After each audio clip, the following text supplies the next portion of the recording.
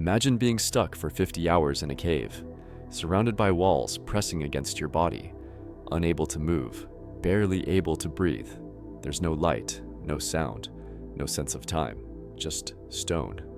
Cold, wet, unfeeling stone, pressing against your chest, your back, your limbs, and in that complete darkness, something is watching. This isn't a horror movie, it's a true story, and no one can fully explain how we survived.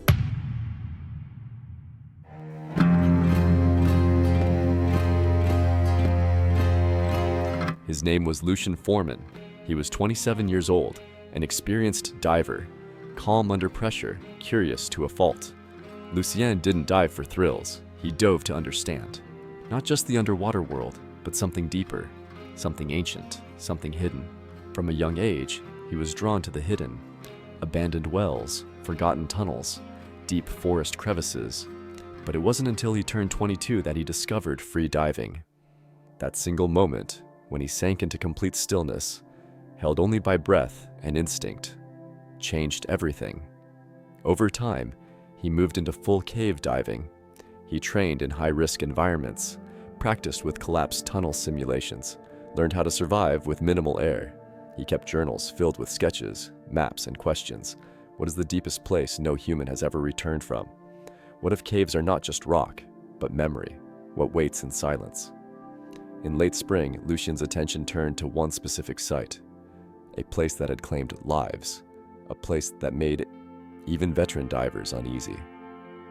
The Great Blue Hole.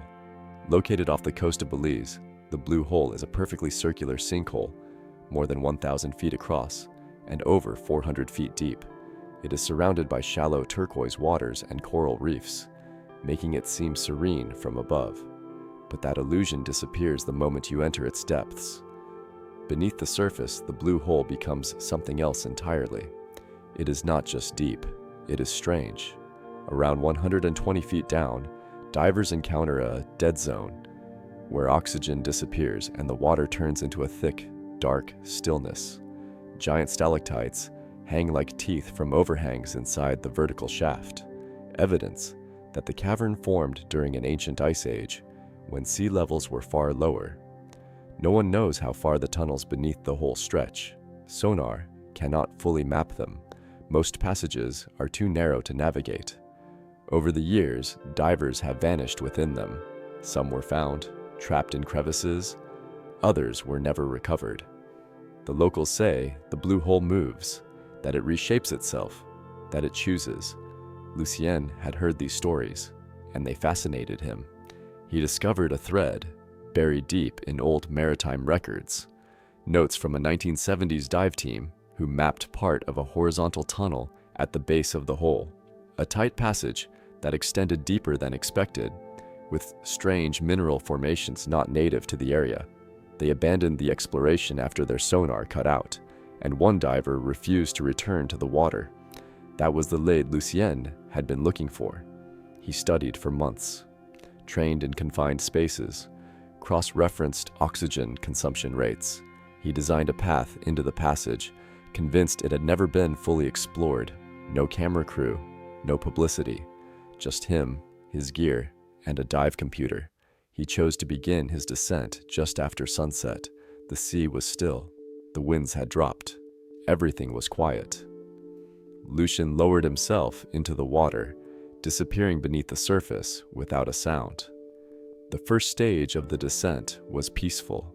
Light from the surface filtered in slow beams through the water. Schools of fish swam past him. The stone walls of the hole became visible around 80 feet. The water grew colder, the silence heavier. At 120 feet, he reached the ledge. There it was, the opening. The tunnel was narrow, no more than 3 feet across, covered in thick algae. It looked more like a crack in the earth than a passage.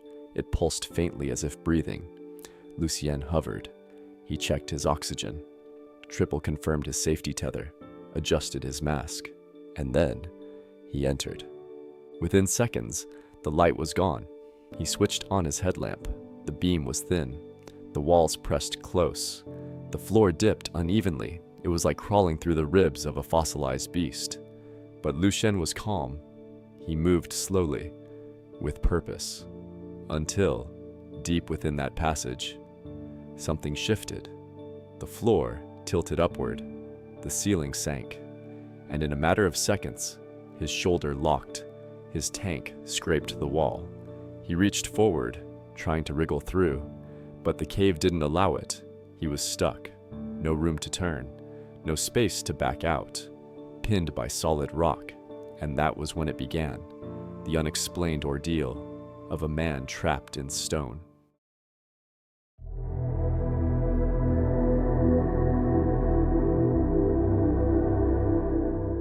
Lucian tried not to panic.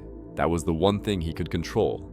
Panic tightens the chest, it burns oxygen, it clouds judgment, and in a place like this, it becomes the first step toward death. He was wedged between the rock, not just stuck, but pinned. His right shoulder was pressed against the jagged wall, his back twisted in a painful arch.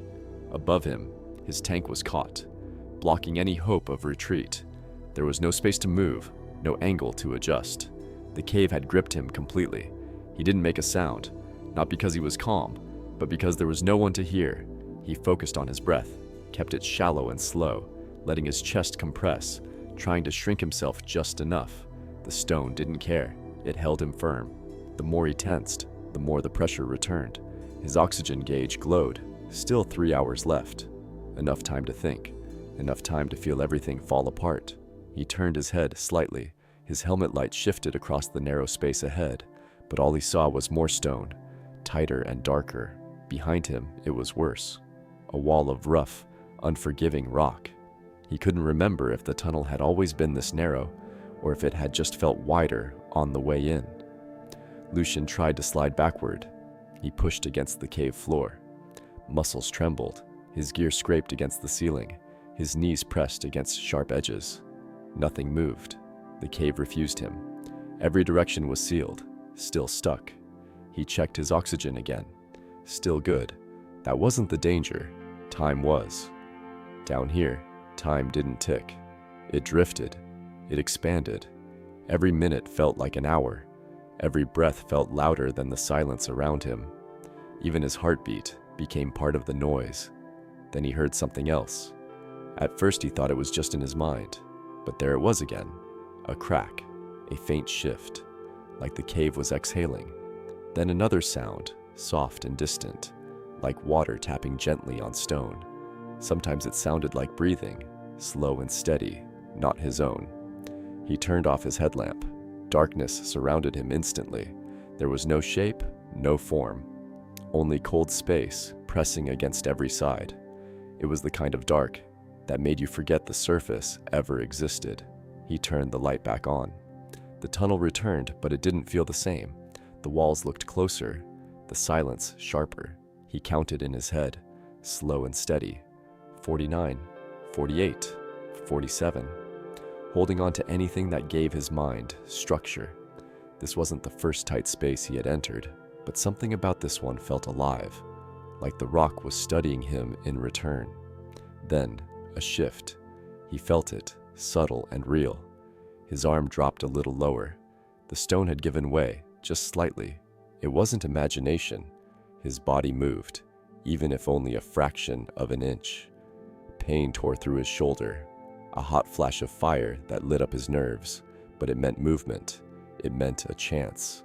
He braced again, pushed, twisted, grinding forward inch by inch. Each motion scraped skin and bruised bone. The tank was the problem. He had to take it off. Unclipping it while trapped in a stone tunnel was a gamble, but staying was worse. He shifted it forward, holding it ahead like a package, and he moved again. Barely, but enough to feel momentum. He was still deep inside the stone, still trapped. But something had changed. He had taken control, even for a second. That shift in mindset was everything. He wasn't out. He wasn't free. But he believed he could be. That was the moment survival truly began.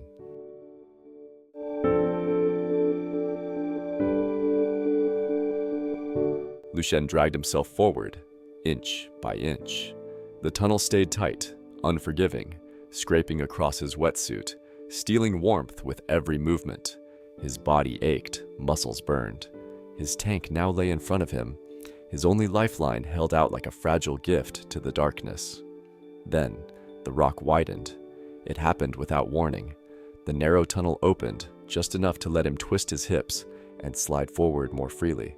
He didn't trust it at first. He stopped, listening, feeling. The silence hadn't changed. The water felt the same, but the shape of the cave had shifted. He pushed forward. Suddenly, gravity betrayed him. He fell. Not far, just a drop of maybe a meter, but enough for his stomach to lurch. The stone beneath him vanished.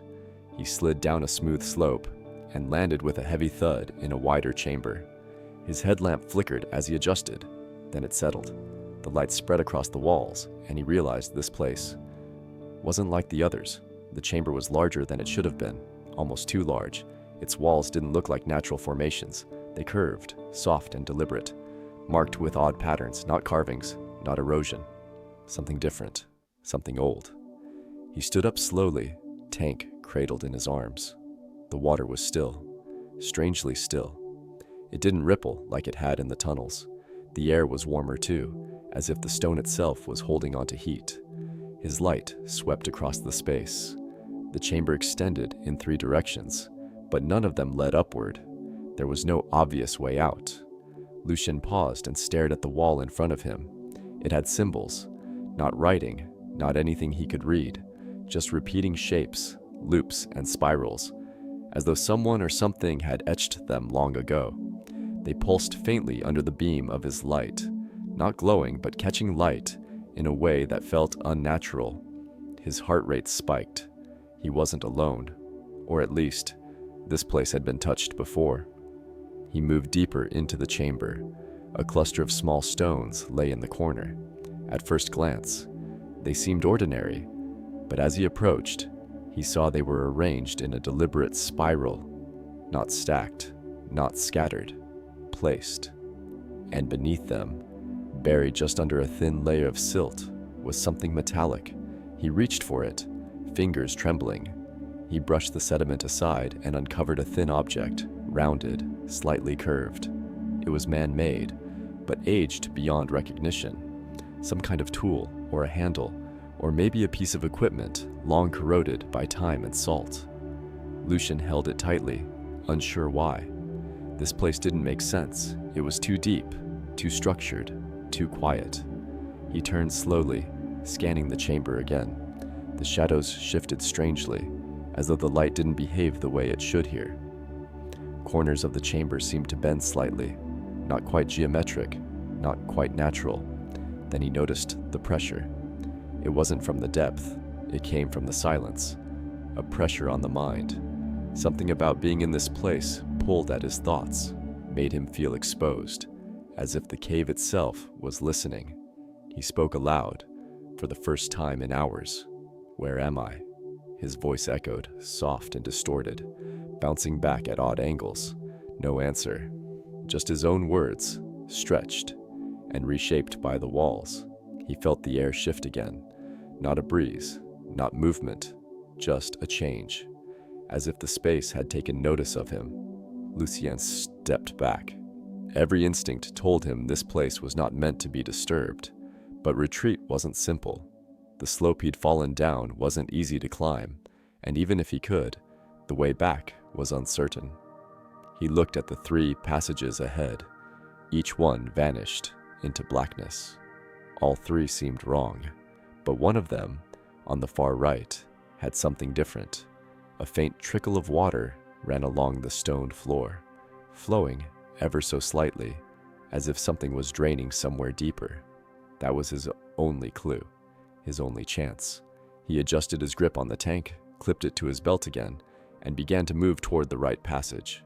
Every step echoed with soft taps. The water there was colder, the stone beneath his feet more polished, less rough. It felt like something had used this path often, though he couldn't imagine what. Lucien didn't look back. He didn't want to see what the chamber looked like from behind. Part of him feared the symbols might change once he turned away, or worse, that they might move. He kept walking forward, deeper into the impossible. He loses consciousness, awakens with no sense of time. Lucien doesn't remember falling asleep. One moment he was crawling through that narrowing tunnel, the shadows breathing beside him. The next, silence. Nothing. No movement, no pain, not even breath, just blackness. Then something stirred. He opened his eyes slowly. His mask was still on, his body lying in water, no more than a few inches deep. He was in a different part of the cave, but he couldn't say how he got there. The tight passage where he was wedged moments ago was gone. Now, he lay on a flat rock shelf, surrounded by shallow pools and darkness. It wasn't the pain that woke him, it was the light. A strange, soft blue glow hovered at the edge of the chamber, not bright, but just enough to be seen. There was no obvious source. It shimmered like mist, almost alive, swirling gently around the walls. As he stared into it, a calm washed over him. Not relief, not joy, something deeper, something that made the terror fade just for a few seconds. He blinked. The light was gone. Lucien pulled himself upright, dizzy and disoriented. He checked his tank, still nearly full. That didn't make sense. He had been crawling, breathing heavily, panicking. The numbers should be much lower. He checked again. It wasn't a malfunction.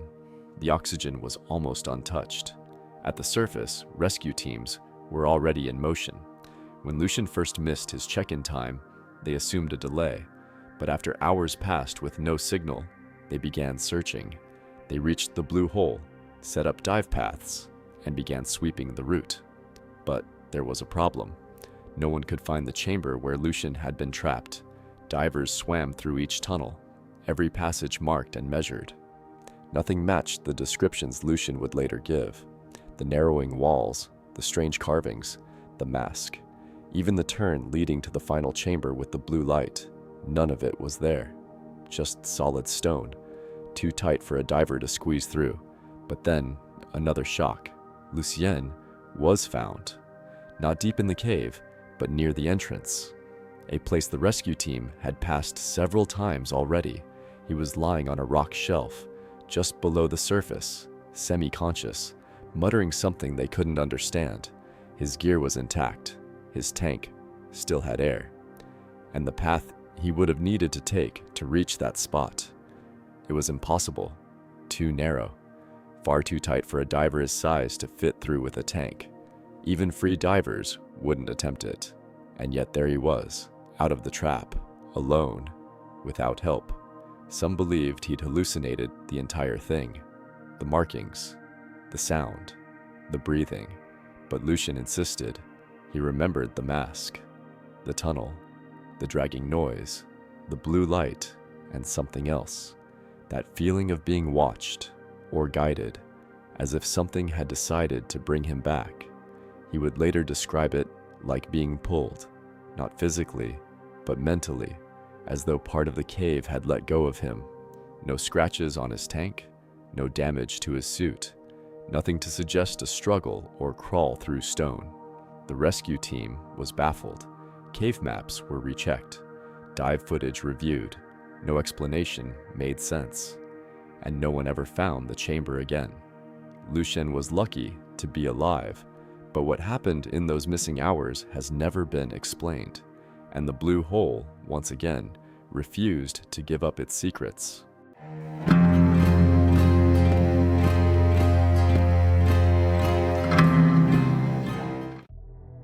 Lucien was carried out of the blue hole, wrapped in thermal blankets. Barely able to speak, his skin pale, lips trembling, eyes unfocused. He didn't ask what day it was, didn't ask who found him. He just stared at the sky, as if seeing it for the first time. Paramedics checked him for hypothermia, dehydration, signs of brain fog or trauma, but medically, he was fine. His oxygen levels were stable. No broken bones, no serious injuries, only exhaustion, and something else they couldn't quite define. A quiet stillness, like something inside him hadn't returned. In the days that followed, Lucien wouldn't talk about what happened, not to his friends, not to the doctors, not even to the team who saved him.